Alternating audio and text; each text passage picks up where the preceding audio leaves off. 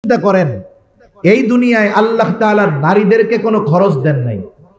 নারী যখন বাবার ঘরে থাকে, একেবারে বিবাহের আগ পর্যন্ত 1 টাকার কোনো জিনিস লাগলে ওইটাও বাপ কিনে দিতে বাধ্য। পুরুষের ক্ষেত্রে একটা ছেলে যখন বালেগ হয়ে যায়, প্রাপ্তবয়স্ক হয়ে যায়, শরীয়তে আহাদ্দুল বুলুগ, বালেগ হওয়ার সর্বশেষ সময়সীমা 15 বছর। কত বছর? 15 বছর। আবার ইংরেজি হিসাবে না, আরবি হিসাবে। সেই হিসাবে হয় 14.5 বছর। ইংরেজি হিসাবে 14.5 বছর বয়সে একটা ছেলে বালেগ হয়ে যায়, এটা হলো শেষ সীমা। এর আগেও হইতে পারে। এখন একটা ছেলে, পুরুষ ছেলে বালেগ হওয়ার পরে বাবা যদি ওই প্রাপ্তবয়স্ক সন্তানকে খরচ দিয়ে লেখাপড়া করায়, এটা বাবার সন্তানের প্রতি এক্সট্রা এহসান। বাপ তখন দিতে বাধ্য না। যদি বালেগ হওয়ার পরে সন্তানের খরচ বাবা বহন করে, বাবা বাধ্য না। এক্ষেত্রে বাবা যদি তার উপরে করে, এটা তার প্রতি এক্সট্রা দয়া, এক্সট্রা মায়া, এক্সট্রা ইহসান। কিন্তু একটা মেয়ে বালেগা হয়ে যাক, 30 বছর হয়ে গেছে, বিবাহ হয় না, শরীয়ত বলে ওই বাবা যতদিন মেয়ের বিবাহ না হবে ততদিন পর্যন্ত মেয়ের খরচ চালাইতে বাবা বাধ্য। তাহলে ছেলের ক্ষেত্রে খরচ চালাইতে বাধ্য সর্বোচ্চ 14.5 বছর, আর মেয়ের ক্ষেত্রে বিবাহ হওয়ার আগ পর্যন্ত খরচ চালাইতে বাবা বাধ্য। এখন আমাকে বলেন, বিবাহের আগে এই মেয়েটা পুরুষের চাইতে ফ্যাসিলিটি বেশি পায় না কম পায়? নিঃসন্দেহে বেশি পায়। এরপরে বিবাহ হয়ে গেল মেয়েটার। বিবাহের পরে যখন শ্বশুর বাড়িতে গেল, স্বামীর ঘরে গেল, স্বামী তো ওই কথার স্বীকৃতি দিয়েই তাকে বিবাহ করে, যে তার দৈনন্দিন যেই খরচপাতি দিনের উপরে পরিচালনা করা, তার বাসস্থান, সব কিছুর জিম্মাদারি নিয়েই তো সে এই বিবাহে মত প্রকাশ করে, কবুল বলে। ঠিক কিনা বলেন? তার মানে সব খরচ হয়ে গেল, তার স্বামীর কাঁধে পড়ে গেছে। এরপরে স্বামীর বাড়ি থেকে যখন বাবা তারে নিয়ে আসে, ভাই তাকে তাদের বাড়িতে আনে, কোনো সময় বোনদের খরচ দেওয়া লাগে না। ভাই যদি অ্যাবিলিটি সম্পন্ন হয়, ভাই খরচ দেয়, নাইলে স্বামী দেয়, নাইলে বাবা দেয়। ঠিক কিনা বলেন? তার কোনো খরচ নাই। এখন আসেন, আল্লাহ তারে সন্তান দিছে, স্বামী দুনিয়া থেকে চলে গেছে। হায় হায়, আল্লাহ তাআলা এই জায়গায় সন্তানের উপরে আরো কঠোর আরোপ করেছে যে খবরদার, মা বাবারে তো দিবাই দিবা, বরং মা বাবার যদি এক্সট্রা কিছুর প্রয়োজন হয় তাও তুমি সন্তান দিতে বাধ্য। তাহলে সে যখন মেয়ে, তখন তার খরচ চালায় বাপ। সে যখন স্ত্রী, তার খরচ চালায় স্বামী। সে যখন মা, স্বামী দুনিয়ায় নাই, ওই মহিলার সব খরচ চালাইতে বাধ্য তার সন্তান। এদিক দিয়ে এখন একটা বেটার অবস্থা যদি চিন্তা করেন, পুরুষ এবার কিছুদিন পরে চাকরি বাকরি করে ঢুকবে।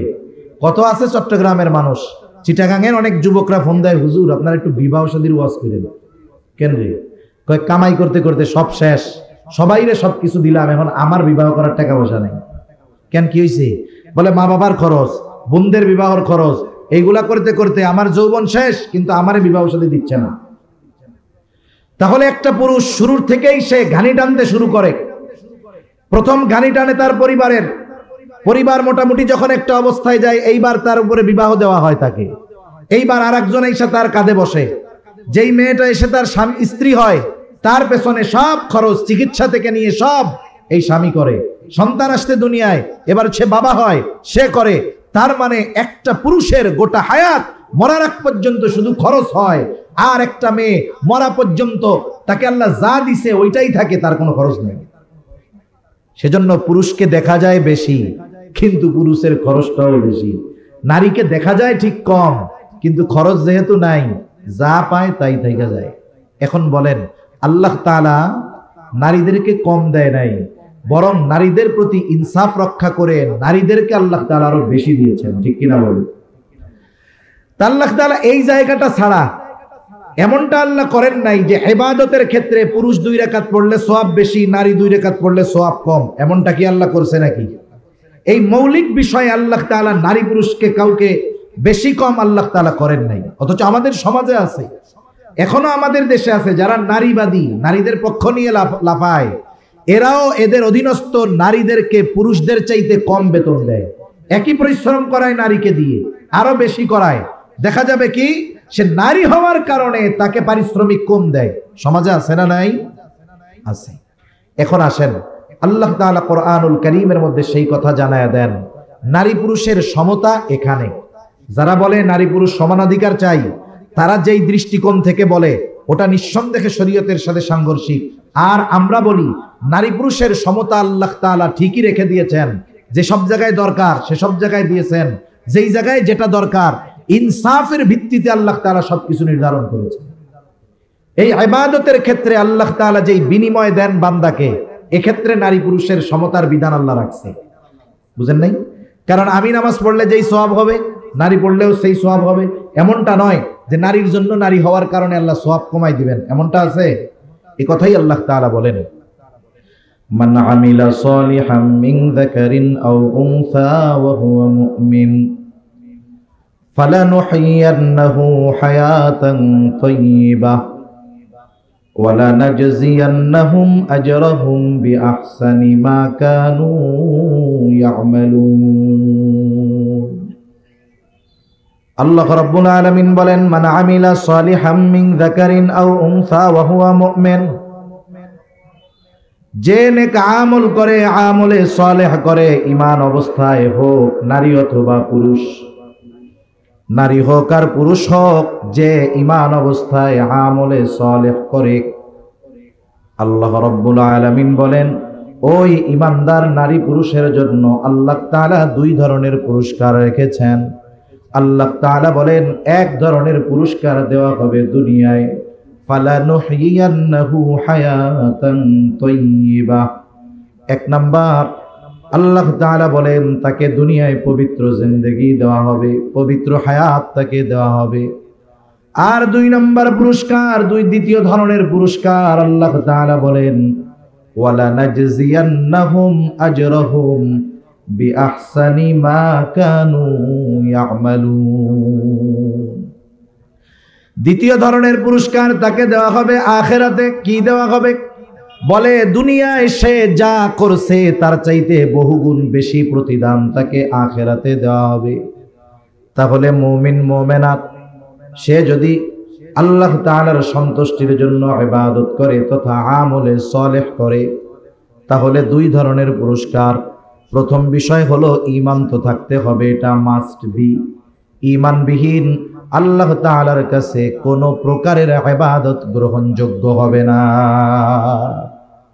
যে কোনো ইবাদত আল্লাহ তাআলার কাছে কবুল করাতে হলে ঈমান লাগবেই লাগবে, এটার বিকল্প কোনো কিছু নাই।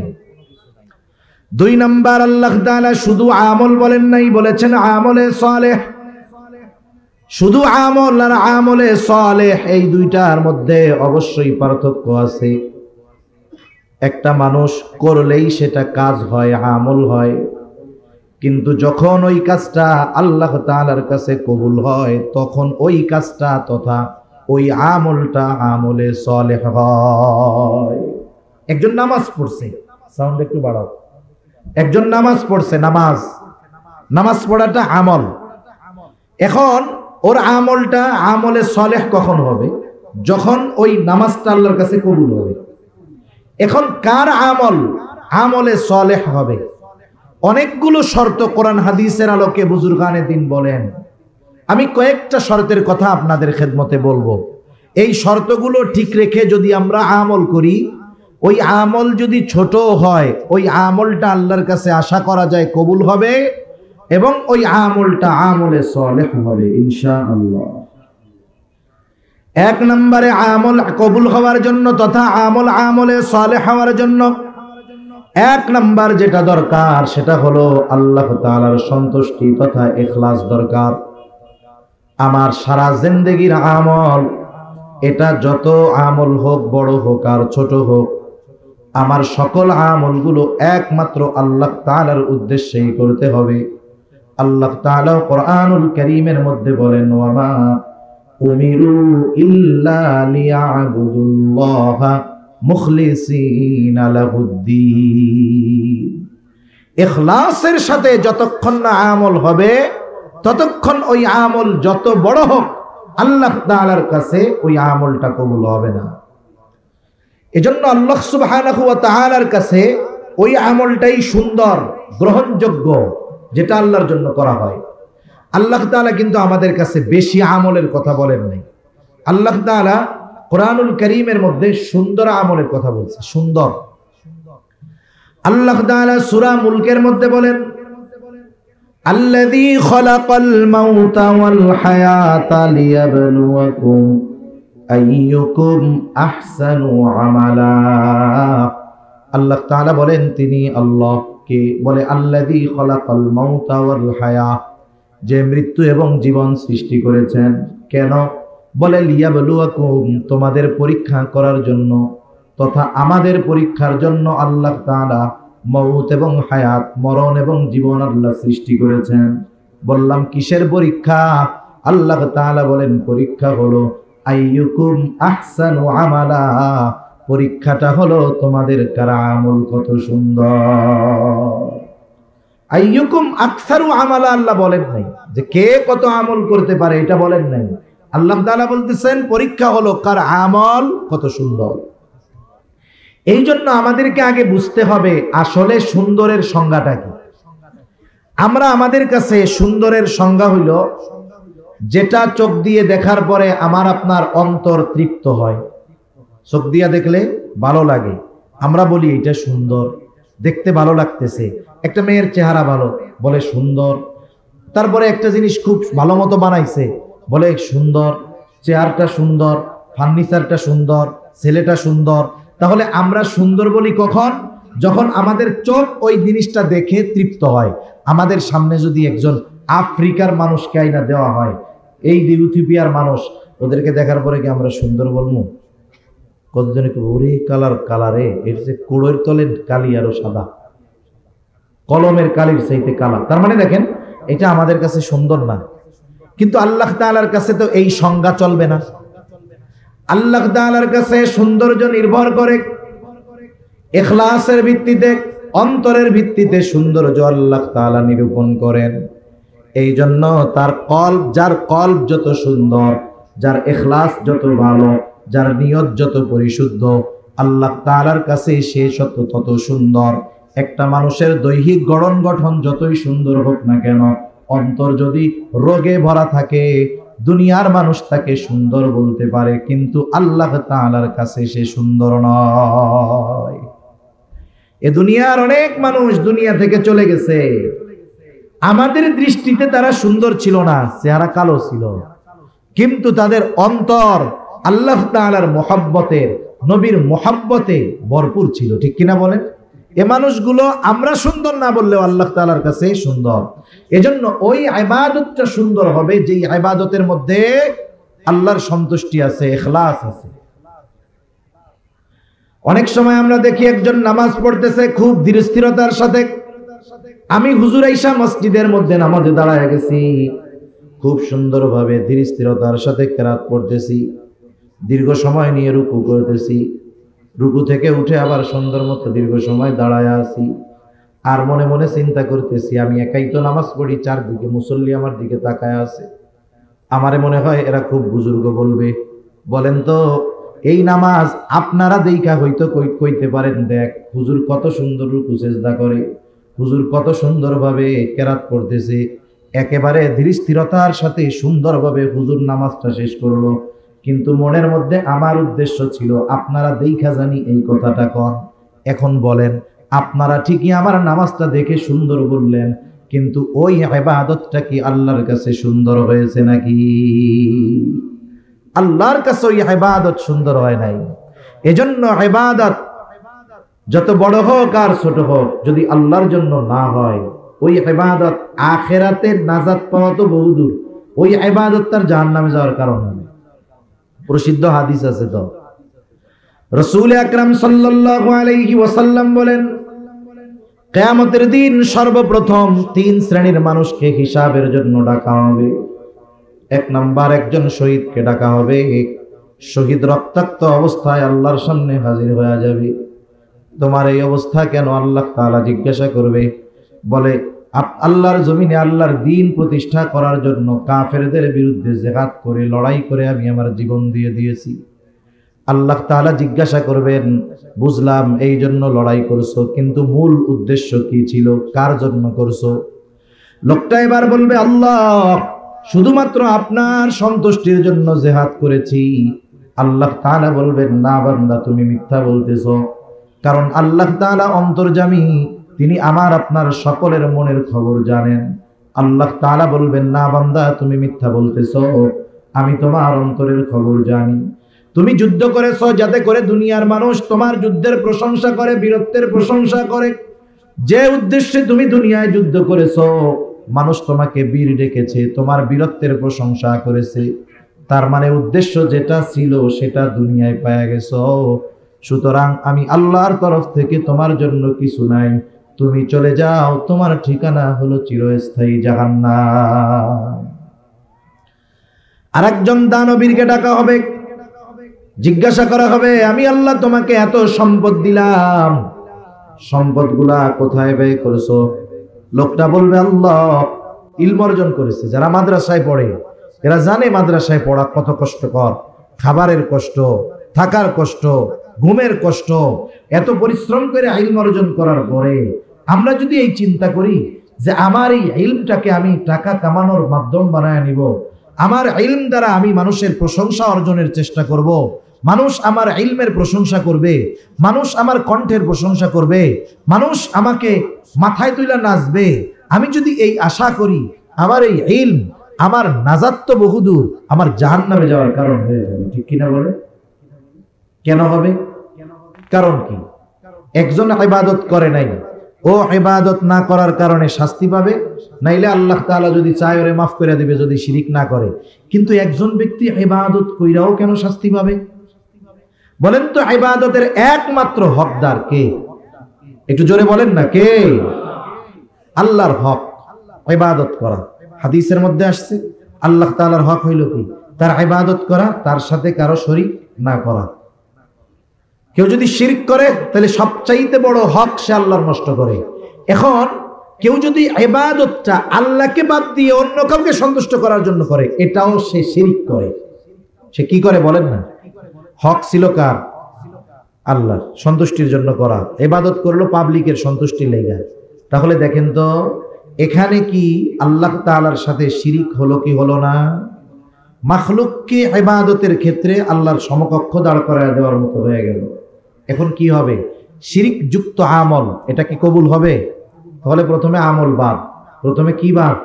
আমল বাদ। দ্বিতীয়ত আমলের হক ছিল কার? কিন্তু করছে মানুষের দেখানোর লাইগা, অপরাধ হইছে না, এই জন্য এখন শাস্তি হবে। একজন আমল না কইরা মাপ পাইয়া যাইতে পারে, আর একজন আমল করে ধরা খেয়ে যেতে পারে, যদি শুধু তার ওই আমল, তার ইবাদতের মধ্যে ইখলাস তথা আল্লাহর সন্তুষ্টি যদি না থাকে। সেজন্য আমার আপনার গোটা হায়াতের ছোট বড় সব ইবাদত একমাত্র কার জন্য করব? জবান খুলে বলেন, আরো জোরে বলেন, কার জন্য? আমার নামাজ, আমার রোজা, আমার হজ, আমার যাকাত, আমার কুরবানি, আমার দান সাদাকা সব আল্লাহ তাআলার জন্য করতে হবে। আমাদের অঞ্চলে কিছু মানুষ এমনও আছে, একজনের ডাকে হাজি আর একজনের ডাকে আলহাজ। এখন এর ব্যাখ্যা কি আমার জানা নেই। ইমাম সাহেব জিজ্ঞাসা করে, হুজুর ওনারে আলহাজ কয়, আমি হজ করছি, উনিও করছে, ওনারে আলহাজ কয়, আমারে হাজি কয় কেন? আলহাজ কইলে একটা ভাল লাগে, বুঝেন নাই? আলহাজ শব্দেরও তো একটা ভাবসাব আছে। এখন হুজুরে কি উত্তর দিবে? কয়, শুনেন উনি 3-4 বার করছে তো এই জন্য মনে হয় উনি আলহাজ। এখন উনিও কয়, আমার আল্লাহ টাকা পয়সা কম দিছে, আমিও আরো 3-4 বার করে আলহাজ হয়ে যাবো। আমি কই, তুমি আলহাজ হওয়ার জন্য যদি 100 বারও হজ করো, তোমার হজ কবুল হবে না। ঠিক কিনা বলেন? ওই হজ দিয়ে তুমি আলহাজ হইতে পারবা, কিন্তু আল্লাহর রাসূল সাল্লাল্লাহু আলাইহি ওয়াসাল্লাম হাদিসের মধ্যে হজের যেই ফজিলতের কথা বর্ণনা করেছেন, যে হজ করলো সে যেন কেমন যেন সদ্য ভূমিষ্ঠ নিষ্পাপ শিশুর মতো হয়ে গেল, ওই ফজিলত তো অর্জিত জীবনেও হবে না, বরং আলহাজ হওয়ার জন্য হজ করলে কিয়ামতে ওই হজ তার জাহান্নামে যাওয়ার কারণ হতে পারে। ঠিক কিনা বলেন? এজন্য আমরা ছোট বড় সব ইবাদত আল্লাহর জন্য করব। একজন বড় ইবাদত করতেছে, দেখেন অনেক সময় সমাজে আছে, অনেক জায়গায় দান করবে, একজনকে আমি 50,000 টাকা দিব, সে তো মানুষের সামনে খুব গর্বের সহকারে বলে, গর্বের সাথে বলে, আর একজন দিবে 50 টাকা। এখন 50,000-এর পরে আর একজন 50 টাকা বলতে লজ্জা পায়, লজ্জা লাগে না? কিন্তু দেখা যাবে যে 50 টাকা দিচ্ছে ও আল্লাহর জন্য দিচ্ছে, আর একজন 50,000 টাকা মানুষের বাহবা পাওয়ার জন্য দিচ্ছে। ও বেটা যদি 50 লাখও দিত, ওই বেটার 50 টাকা নয়, ওই ইখলাসওয়ালা লোকের 50 পয়সার সমান হবে না। ঠিক কিনা বলেন? এজন্য অনেক সময় আমরা মনে করি যে ছোট ইবাদত এগুলো কোনো ব্যাপার না, কিন্তু ছোট ইবাদত বড় বিপদ থেকে বাঁচার কারণ হতে পারে। এজন্য নবীজি বলেছেন আয়েশা সিদ্দিকা রাদিয়াল্লাহু তাআলা আনহা থেকে বর্ণিত, যে আয়েশা, তুমি কখনো কোনো ইবাদতকে ছোট মনে করবা না, কোনো গুনাহকে ছোট মনে করবা না, কারণ হতে পারে ওই ছোট ইবাদতটা নাজাতের কারণ হতে পারে, আবার ওই ছোট গুনাহটার কারণে আল্লাহ শাস্তি দিতে পারে। ঠিক কিনা বলেন? প্রসিদ্ধ ঘটনা আমরা শুনি যে একজন দুশ্চরিত্রা মহিলা, সে একটা পিপাসিত কুকুরকে মুজার মধ্যে ভিজাইয়া পানি পান করানোর কারণে নাজাত পেয়ে গেছে, আল্লাহ তাকে মাফ করে দিছে। আর একজন একটা বিড়ালকে বেঁধে রাখছে, খাবারও দেয় নাই, ছাড়েও নাই, এখন বিড়ালটা মারা গেছে। নবীজি বলেন এই কারণে আল্লাহ তাআলা তাকে শাস্তি দিবে। তাহলে আমাদের ছোটখাটো ইবাদত গুলো বড় বিপদ থেকে বাঁচার কারণ হতে পারে যদি আল্লাহ তাআলার সন্তুষ্টির জন্য করি। করা যাবে তো ইনশাআল্লাহ? তাহলে আমলে সালেহ হওয়ার জন্য এক নাম্বার যেই বিষয়টা দরকার সেটা হলো ইখলাস, নিয়তের বিশুদ্ধতা। যাই বলেন না কেন, আল্লাহর সন্তুষ্টি যাই বলেন না কেন। তাহলে এক নাম্বার শর্ত হলো আমার আপনার ছোট বড় সকল ইবাদত আল্লাহ তাআলাকে দেখানোর জন্যই করব। দুনিয়ার মানুষকে দেখানোর জন্য ইবাদত করলে কবুল হয় না, পাপ হয়, শাস্তি পাওয়া লাগতে পারে। আর আল্লাহকে দেখানোর জন্য ইবাদত করলে ওই ইবাদত দ্বারা আখিরাতে নাজাত পাওয়ার কারণ হয়ে যেতে পারে। একই জিনিস, মানুষরে দেখাইলে পাপ, আল্লাহরে দেখানোর জন্য করলে সওয়াব। দুই নাম্বার, পৃথিবীতে এমন কোন ইবাদত নাই যেই ইবাদতের সুন্নাত পদ্ধতি নাই। রাসূলের তরিকা লাগবে দুই নাম্বার। এক নম্বরে ইখলাস, দুই নাম্বার রাসূল সাল্লাল্লাহু আলাইহি ওয়াসাল্লামের পদ্ধতি। দুনিয়ায় কোনো ইবাদত নাই যেই ইবাদত রাসূলের তরিকায় করার পদ্ধতিও নাই। আছে এরকম? নাই। সব ইবাদতের মধ্যে রাসূল সাল্লাল্লাহু আলাইহি ওয়াসাল্লামের পদ্ধতি আছে।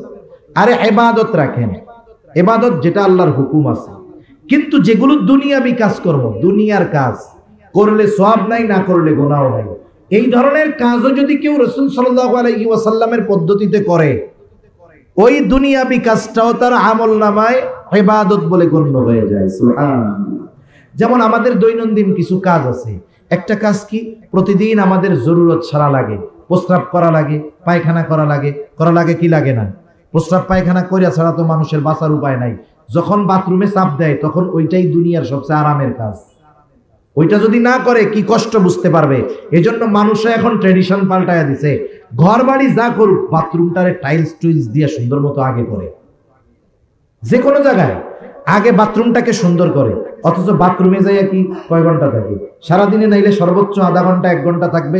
অথচ বাথরুমের মধ্যে দামি দামি টাইলস ব্যবহার করে, আর এই সুন্দর সুন্দর লাইটিং দেয়, কারণ ওই বেটা মনে হয় বুঝে যে এইখানে থাকমু কম সময়, কিন্তু এই কামটা সবচেয়ে আরামের। এই জন্য এই জায়গাটা খুব ভালো মতো বানাইতে হবে। এখন দেখেন, একজন মানুষ প্রত্যেকেরই জরুরত ছাড়ার দরকার আছে। এখন কেউ যদি এই চিন্তা করে এত টাকা দিয়ে 10 লাখ টাকা খরচ করে আমি বাথরুম বানাইলাম, এখানে যদি দৈনিক 3 ঘন্টা না থাকি তাইলে হয় নাকি? এই কাজ কি কেউ করে নাকি? বাথরুম যত হাই কোয়ালিটির হোক, কাজ শেষ তো ওই জায়গায় আর 5 সেকেন্ডও দাঁড়াইতে মন চায় না। কেউ যদি লক্ষ টাকা খরচ করে বাথরুম করে, সারা জীবনেও যদি একবার ওই জায়গায় জরুরত না সারে, কিয়ামতের দিন তারে জিজ্ঞাসা করা হবে না। আবার কেউ যদি বাথরুম করতে গিয়ে সময় বেশি লাগায়, এই কারণে তার সওয়াবও হবে না। তবে বাথরুম করতে গিয়ে যদি নবীজির পদ্ধতি অনুসরণ করে, মনে করেন ঘুম থেকে সকালবেলায় উঠছে, আজান শুনছে, ঘুম ভাঙছে, ফজরের নামাজে আসবে, এখন চিন্তা করতেছে যে আমি কি শুধু প্রস্রাব কইরাই চলে যাব, না ওযু করেই নামাজে যাব? নামাজের সময় তো আছে। তাহলে যদি নামাজের মধ্যে প্রস্রাব পায়খানার বেগে চাপ দেয়, তাইলে নামাজের মধ্যে ইতমিনান এটুক থাকাও অসম্ভব। কারণ তখন মোড়ামুড়ি শুরু করবে। ইমাম সাহেব যদি ইন্না আতাইনা কাল কাউসারও পড়ে, তখন মনে হবে যে ইয়া বড় সূরা পড়তেছে। তাইলে আমি জরুরতটা সারি কেন? যেন নামাজটা আমি খুব প্রশান্তির সাথে পড়তে পারি। এই উদ্দেশ্য কইরা এবার উনি মাথার মধ্যে টুপি দিছে বা গামছা দিছে, কারণ মাথা ঢেকে রেখে বাথরুমে যাইতে হয়। টুপি হোক আর গামছা হোক, উনি এবার মাথাটা ডাকছে, বাথরুমে ঢুকতেছে, এমনিই জরুরত ছাড়তো, কিন্তু নিয়তটা সাথে কি করছে, যে আমি যেন নামাজটা ঠিক মতো পড়তে পারি, নামাজটা পড়ে যেন প্রশান্তি পাই, ওই সময় যেন আমার কষ্ট না হয়, নামাজটা সুন্দর করণার্থে সে বাথরুমে ঢোকা শুরু করছে। এবার গেছে সামনে, ঢোকার আগে দোয়া পড়ছে, মাথা ডাকছে। আমি মোটা মোটা সুন্নত গুলা বলতেছি আর কি। এরপরে ঢোকার আগে দোয়া পড়ছে। অনেকে জানে না, অনেকের জিজ্ঞাসা করছে দোয়া পড়েন কোন সময়? বাথরুমের মধ্যে ঢুইকা এরপরে দোয়া পড়ি। না, বাথরুমে ঢোকার আগে দোয়া পড়তে হবে। এবার সে বাথরুমে ঢোকার দোয়া পড়ছে, ঢোকার সময় বাম পা দিয়া ঢুকছে, এইবার বাথরুমের মধ্যে বসছে, বসে সুন্দর মতো বাথরুম জরুরত সারছে, ঢিলাকুলুক ব্যবহার করছে, পানি দিয়ে পরিষ্কার পরিচ্ছন্ন হয়েছে, ভেতরে যদি ওযুর ব্যবস্থা থেকে করছে, নাইলে বের হয়ে গেছে। বের হইছে কেমনে? বের হওয়ার সময় ডান পা দিয়ে বের হইছে, বের হওয়ার পরে দোয়া পড়ছে। এই জায়গায় 7-8টা সুন্নাত আছে, অথচ দেখেন এই কাজটা সাধারণভাবে করলে কোনো সওয়াব হইতো না, কিছুই হইতো না, গুনাহ হইতো না, কিন্তু শুধুমাত্র নিয়ত করেছে ইবাদতের সুবিধার্থে, নবীজির তরিকায় আমি এই কাজটা করলাম, দেখা যাবে কমপক্ষে 10-12টা সুন্নাত ওইটুকু কাজের মধ্যে সে করে ফেলছে। সুবহানাল্লাহ বলে এই যে সুন্নাত পদ্ধতিতে দুনিয়ার কাজটা করলো, সওয়াব হইছে না গুনাহ হইছে? এটা ইবাদত বলে যোগ হয়ে যাবে। খানা খাই, প্রত্যেকদিন খানা খাই, স্বাভাবিক ব্যাপার। পানি পান করি, স্বাভাবিক ব্যাপার। আমি পানিটা ডান হাতে পান করব, বসে পান করব, 3 ডোকে নয়, 3 শ্বাসে পানি পান করব। অনেকে মনে করে পানি মনে হয় 3 ডোক, 1 ডোক নিলাম, 2 ডোক নিলাম, না না, 3 শ্বাস। একবার নিছি, বিরতি, বিরতি, বিরতি, এই যে 3 বার, 3 শ্বাসে পান করব, বসে পান করব, পান করার আগে বিসমিল্লাহ বলবো, শেষে আলহামদুলিল্লাহ বলবো। হিসাব করে দেখেন 7-8টা সুন্নাত এই পানির মধ্যে হয়ে গেল। সওয়াব হবে কি হবে না? আপনি রাস্তা থেকে বাজারে যান, মসজিদে যান, প্রয়োজনে যান, অনেক সময় হেঁটে যান, আপনি যদি নিয়ত করেন যে নবীজি ডান পাশ দিয়ে হাঁটতেন, ডান পাশ দিয়ে চলা সুন্নাত, এই নিয়তে ডান পাশ দিয়ে পথ চললেন, বলেন তো এই পথ চলাও ইবাদত হবে কি হবে না? তার মানে সুন্নাত হইল এমন এক জিনিস, এমন এক জিনিস, ওইটাকে দুনিয়ার যে কোনো বৈধ কাজের সাথে যদি খালি লাগায় দেওয়া হয়, ওই বৈধ কাজটাও ইবাদত বলে গণ্য হয়ে যায়। আর নামাজ রোজার মধ্যে যে সুন্নাত থাকবে না, এটা তো হইতেই পারে না। তাইলে নবীজির সুন্নাত ইবাদত কবুলের দ্বিতীয় শর্ত। আমরা অনেক সময় মনে করি যে সুন্নাতের পরিভাষা বা সুন্নাতের অর্থ হইল যেটা করলে সওয়াব, না করলে গুনাহ নাই। অনেকে ভাবে এরকম, না না, কিছু সুন্নাত তো ফরজ আছে, কিছু সুন্নাত ওয়াজিব, কিছু সুন্নাত স্বাভাবিক সুন্নাত। এখন কয় সুন্নাত আবার ফরজ হয় কেমনে? আচ্ছা, কোরআনুল কারীমের মধ্যে নামাজের হুকুম, নামাজের কথা আছে 82 জায়গায়। কত জায়গায়? বিষয়টা কিন্তু এমন না। মুফাসসিরিনে কেরাম বলেন যে 82 জায়গায় আল্লাহ তাআলা একই কথা বলছেন, তাইলে এক কথা বারবার বলা হইল না? না না, 82 জায়গায় নামাজের কথা বলায় কমপক্ষে 82টা উদ্দেশ্য আছে আল্লাহ তাআলার। আল্লাহ তাআলার কমপক্ষে 82টা উদ্দেশ্য আছে। আমার ওইদিকে যাওয়ার সময় নাই, সুযোগও নাই। মোট কথা হইল, কোরআনুল কারীমের মধ্যে একবার যদি কথাটা আসতো নামাজের, যেমন গুরুত্ব, 100 বার আসলেও তেমন গুরুত্ব। কিন্তু আমরা তো সাধারণ মানুষ, আমরা সংখ্যার কারণে গুরুত্ব একটু বেশি মনে করি, ওইটাই ধরেই নিলাম 82 বার নামাজের কথা আসছে। কিন্তু বলেন তো, দুনিয়ার কোন মুফাসসির সাহেবকে, আলেমকে নবীজির সুন্নাত বাদ দিয়ে, নবীজির হাদিস বাদ দিয়ে, শুধু কোরআন ধরায় দিয়ে যদি বলা হয় যে এক কাজ করো, আমরা ফজরের 2 রাকাত ফরজ নামাজ অথবা সুন্নাত নামাজ যেভাবে পড়ি, শুধুমাত্র কোরআন থেকে এটাকে বের করে দাও, কিয়ামত পর্যন্ত সম্ভব? জোরে বলেন, সম্ভব? তাহলে কোরআনে আল্লাহ তাআলা নামাজের আদেশ দিয়েছেন কোরআনে। এখন কেমনে নামাজ পড়বো, কোন পদ্ধতিতে পড়বো? নবীজি বলেন টেনশনের কোনো কারণ নাই। সল্লু কামা রাআইতুমুনি উসাল্লি। নামাজের আদেশ দিয়েছেন আল্লাহ, নামাজ পড়ার পদ্ধতি উম্মতকে শিখায়া দিয়েছেন মুহাম্মাদুর রাসূলুল্লাহ। এজন্য প্রত্যেকটা ইবাদতের, প্রত্যেকটা জিনিসের মধ্যে নবীজির সুন্নাত আছে। যেমন কেউ যদি কয় রুকু করা, আল্লাহ বলেন ওয়ারকাউ মা'আর রাকিঈন, রুকু করা এটা ফরজ। রুকু করা কি বলেন না? ফরজ। এখন রুকু মানে কি? ঝুঁকা। আপনি যদি দাঁড়ায় থেকে এতটুক ঝুঁকেন, এটাও তো ঝুঁকা হয়ে গেল। এখন কতটুক ঝুঁকবেন, এই ঝুঁকাটা শিখাইছেন নবী। আর রুকুটা ফরজ করি নবীর পদ্ধতিতে, তাহলে রুকুর ক্ষেত্রে এটাও এক প্রকারের সুন্নাত, আর এই সুন্নাতটা হলো ফরজ সুন্নাত। সেজন্য নবীজির কিছু সুন্নাত আছে ফরজ, কিছু সুন্নাত ওয়াজিব। ওয়াজিব আবার কোনটা? সারা দুনিয়ার মুহাক্কিক উলামায়ে কেরাম এ ব্যাপারে একমত। প্রত্যেকটা পুরুষের জন্য দাড়ি লম্বা করতে হবে। কতটুকু রাখতে হবে? বলে কমপক্ষে 1 মুষ্টি পরিমাণ। কমপক্ষে কত? 1 মুষ্টি রাখতেই হবে। 1 মুষ্টির আগে যারা দাড়ি রাখবে, এদের দাড়ি ছাটার কাটার গুনাহ হতে থাকবে। তাহলে এই দাড়ি রাখার যেই সুন্নাত, এটাকে কেউ যদি মনে করে যে রাখলে সওয়াব, না রাখলে গুনাহ নাই, তা না। কিন্তু এটা ওয়াজিব সুন্নাত। যে তরক করতেছে, রাখতেছে না, আমরা দোয়া করি আল্লাহ রাখার তৌফিক দান করুক। তারা নামাজ পড়তেছে, এটা ছাটার কাটার গুনাহ তার হচ্ছে আমল নামায়। আবার সাধারণ সুন্নাত যেগুলো, কিছু সুন্নাত আছে এগুলো করলে সওয়াব, না করলে গুনাহ নাই। সেজন্য ইবাদত কবুল হওয়ার জন্য তথা আমলে সালেহ হওয়ার জন্য দ্বিতীয় শর্ত হলো যে অবশ্যই ইবাদতটা রাসূলুল্লাহ সাল্লাল্লাহু আলাইহি ওয়াসাল্লামের তরিকায় করতে হবে। এখন বিষয় হলো এই তরিকা পদ্ধতি, কিছু জিনিস আছে এগুলো পড়েই কিন্তু শেখা যায় না। আচ্ছা, এমবিবিএস ডাক্তার হওয়ার জন্য পড়ালেখা করার দরকার আছে না নাই? একজন এমবিবিএস ডাক্তার হয়েছে মানে একাডেমিক্যাল পড়াশোনা তার শেষ। আপনারা জানেন একটা ডাক্তার একাডেমিক্যাল পড়াশোনা শেষ করার পরে কেউ 2 বছর, কেউ 3 বছর, 4 বছর আরেকজন প্রবীণ অভিজ্ঞ ডাক্তারের তত্ত্বাবধানে এই 5 বছর যা পড়ছে ওইগুলো হাতে কলমে শিখে। জানেন আপনারা এটাকে বলে ইন্টার্নি। ইন্টার্নি যে ডাক্তার না করছে লেখাপড়া শেষ কইরা ও যদি বাজারে এসে ফার্মেসির দোকানও দেয়, বিপদ আছে। কি আছে বলেন? বিপদ আছে। আপনি সচেতন মানুষ, আপনি জানলেন ও এমবিবিএস ডাক্তার হইছে, বাংলাদেশের বইগুলো সব পড়ছে, লন্ডন থেকে ডাক্তারি বই এনে সব পড়ছে, কিন্তু কোন ডাক্তারের সোহবতে থাইকা সে কখনো ইন্টার্নি করে নাই, প্র্যাকটিক্যালে হাতে কলমে ওই কাগজের লেখাগুলোকে শেখে নাই। বলেন তো আপনি তারে দিয়ে অপারেশন করাবেন? ও যদি উল্টা কয় যে আপনার যেই রোগ অপারেশন করতে 1 লাখ খরচ হবে, আমি উল্টা আপনার 1 লাখ দিব, কিন্তু আপনি আমার কাছে অপারেশন হন, জীবনে হইবেন? টাকা দিতে চাইলেও তার কাছে অপারেশন হবেন না। কেন হবেন না?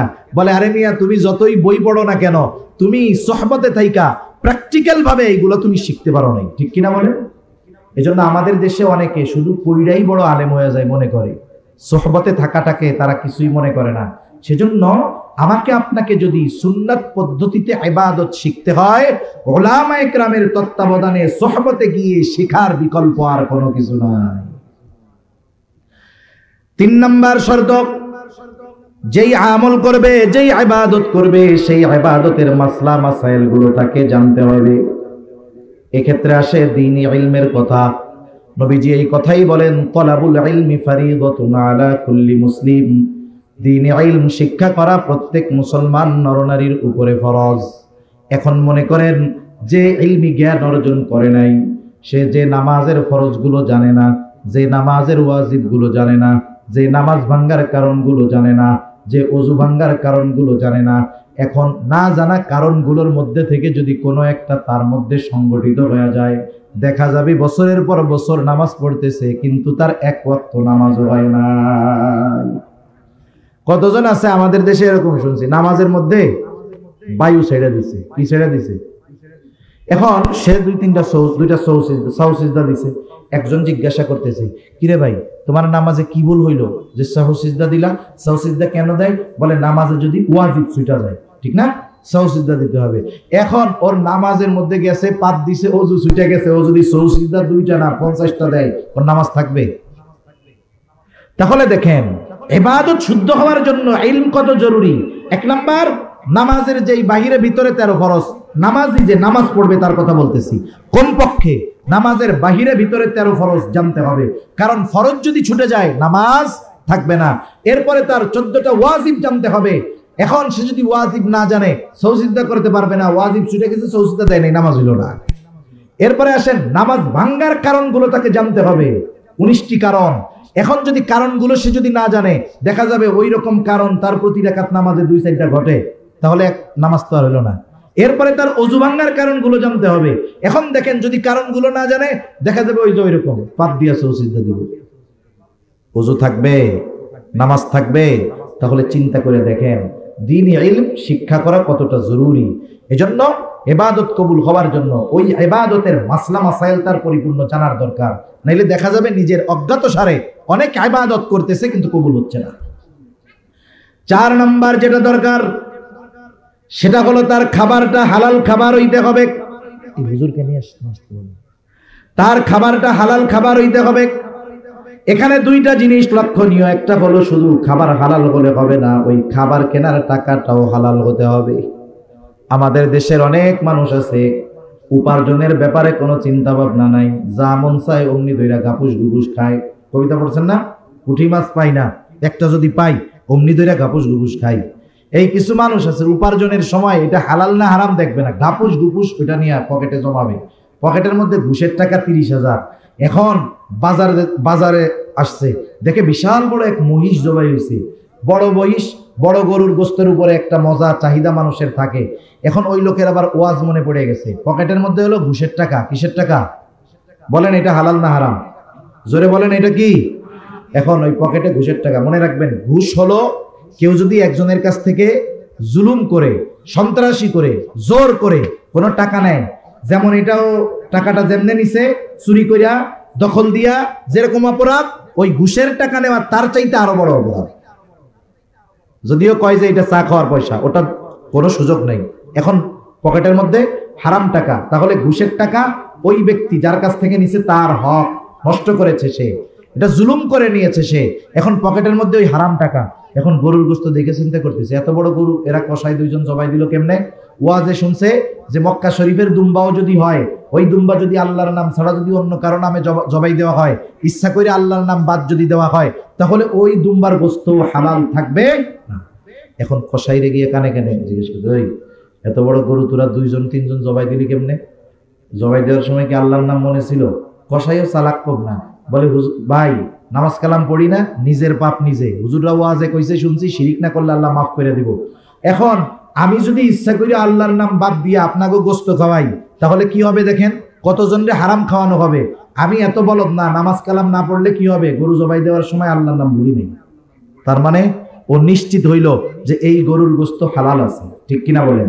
এখন এই নিশ্চিত হওয়ার পরে বলে, দাও আমাকে 10 কেজি গোস্ত দাও, সিনার থেকে দাও, রানের থেকে দাও, এই জায়গা থেকে দাও। এখন 10-15 কেজি গোস্ত নিয়ে পকেট থেকে টাকাটা যে দিচ্ছে, বলেন তো টাকাটা কি? খাবারটা হালাল কিনা এই ব্যাপারে কতটা সচেষ্ট, সতর্ক, কিন্তু আপনার উপার্জনটার অবস্থা কি সেটার ব্যাপারে সতর্ক হন না কেন? একই কথা, যেহেতু ওই টাকাটা আপনার নয়, জুলুম করে নিয়েছেন আর একজনের কাছ থেকে, আপনি কেমন যেন ওই টাকা দিয়ে খাবার কিনলেন, তাহলে কি হইল? আপনি কেমন যেন ওকেও ঠকিয়ে ওর কাছ থেকে যেটা কিনলেন ওটাও আপনার জন্য বৈধ হবে না, ঠিক কিনা বলেন? এজন্য খাবার উপার্জন দুটোই হালাল হতে হবে। নবীজি এজন্য বলেন, কাসবুল হালালি ফরিদাতুম বাদাল ফরিদা, ফরজ ইবাদতের পরে অন্যতম ফরজ ইবাদত হলো হালাল উপার্জন করা। সাথে সাথে খাবারের ব্যাপারে সচেষ্ট থাকা, কারণ আল্লাহ রাব্বুল আলামিন প্রত্যেকটা রাসূলকে এই নির্দেশ দিয়েছেন। আল্লাহ তাআলা বলেন, ইয়া আইয়ুহার রাসূলু কুলু মিনাত তাইয়্যিবাতি ওয়া'মালু সালিহা। আল্লাহ তাআলা বলেন, হে রাসূলগণ, আপনারা পবিত্র খান আর আমলে সালেহ করেন। বুজুর্গানে দিন বলেন, এর দ্বারা উদ্দেশ্য হলো যারা পবিত্র খাবে তাদের আমলটা আল্লাহর দরবারে কবুল হবে, আর যদি খাবার পবিত্র না হয় তার আমলটা আমলে সালেহ হবে না, তার আমল আল্লাহর দরবারে কবুল হবে না। এজন্য আমলের সিজন আসতেছে, রমজান মাস, আমরা আগের থেকে প্রস্তুতি নিব। এগুলো পরিশুদ্ধ করে যদি ইবাদত করি, অল্প যদি হয়, আল্লাহ তাআলা আমাদেরকে ওই ইবাদতের বিনিময় দিবেন 2 ধরনের। কয় ধরনের বলেন? একটু জোরে বলেন, কয় ধরনের? একটা হলো দুনিয়ায়। দুনিয়ায় কি দিবেন? বলে হায়াতান তয়্যিবা দিব। হায়াতান তয়্যিবার ব্যাখ্যা অনেক, সব মুফাসসিরিন কেরাম, সাহাবায়ে কেরাম, তাবেঈন, তাবে তাবেঈনের ব্যাখ্যাকে যদি একত্রিত করা হয় কয়েকটা শব্দের সমন্বয়ে, সুখময়, শান্তিময়, আনন্দময়, স্বাচ্ছন্দ্যময় এমন এক জীবন, যেই জীবনে সে ইবাদতের মজাও পাবে। বুঝেন নাই? সুখ থাকবে, সমৃদ্ধি থাকবে, শান্তি থাকবে, ইবাদতের মজা থাকবে, অমুখাপেক্ষী এক জীবন আল্লাহ তাআলা তাকে দান করবে। এটা হলো হায়াতুন তাইয়্যিবা। তাহলে দুনিয়ায় যার রিজিকের টেনশন নাই, দুনিয়ায় যে ইবাদতের মজা পাইলো, দুনিয়ায় যে গুনাহ থেকে বাঁচতে পারলো, দুনিয়ায় যে নেককার বিবি পাইলো, নেক সন্তান পাইলো, বলেন তো এর চাইতে উত্তম বিনিময় আর কিছু হতে পারে নাকি? আল্লাহ বলেন দুনিয়া ওইটা দিব, আর আখিরাতে কি বলে? ওয়ালা নাজজিয়ান্নাহুম আজরাহুম বিআহসানি মা কানু ইয়ামালুন। অবশ্যই অবশ্যই তারা যা করছে তার চাইতে বহুগুণ বাড়িয়ে আল্লাহ তাআলা প্রতিদান দিবে। আল্লাহ সুবহানাহু ওয়া তাআলা আমাদের সবাইকে এই শর্তগুলোকে